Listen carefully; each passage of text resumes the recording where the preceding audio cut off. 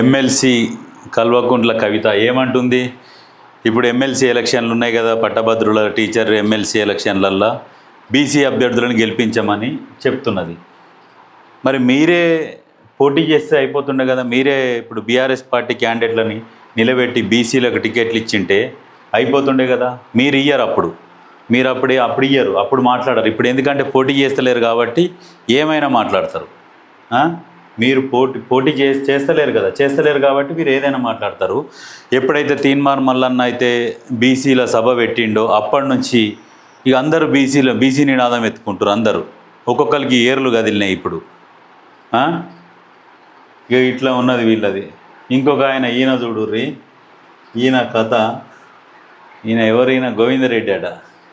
ఎంత పని చేసిరు గోవింద. చెత్త చీపుర్లు అమ్ముకుంటున్న గోవిందరెడ్డి, మలక్పేట సర్కిల్ నెంబర్ 6. పొరకలు, శానిటరీ అన్నీ అమ్ముకుంటున్నట్టుగా వాటాలుగా పంచుకుంటున్నట్ట. రికార్డులపై సంతకాలు పెట్టేందుకు అసిస్టెంట్ మెడికల్ హెల్త్ ఆఫీసర్లు పెట్టనన్నా కానీ అయినా కానీ గోవింద దందాలు నడిపిస్తూనే ఉన్నారు. ఇట్లాంటి వాళ్ళు దొరకరు, మరి ఎందుకో ఏమో. ఇట్లాంటి వాళ్ళని పట్టుకొని సస్పెండ్ చేసి తీసేస్తే ఇంకోసారి అవినీతి జరగదు. వాస్తవానికి జిహెచ్ఎంసి మున్సిపల్ గ్రౌండ్లలో కూడా మెయింటెనెన్స్ ఉండదు.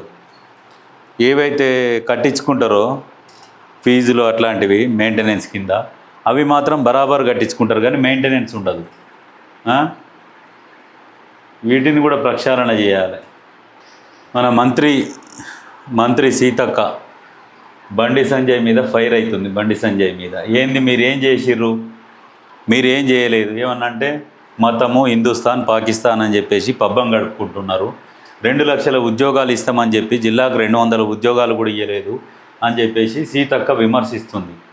సీతక్క, మనం విమర్శించే ముందు మనం ఏం చేసినాం అనేది కూడా కొంచెం తెలుసుకుంటే బాగుంటుంది. మనం ప్రజలకు ఏం హామీలు ఇచ్చినాం, వాటి గురించి కూడా ఒకసారి సమీక్షించుకోవాలి. మన 6 గ్యారెంటీలు ఎటువైనాయి అక్క?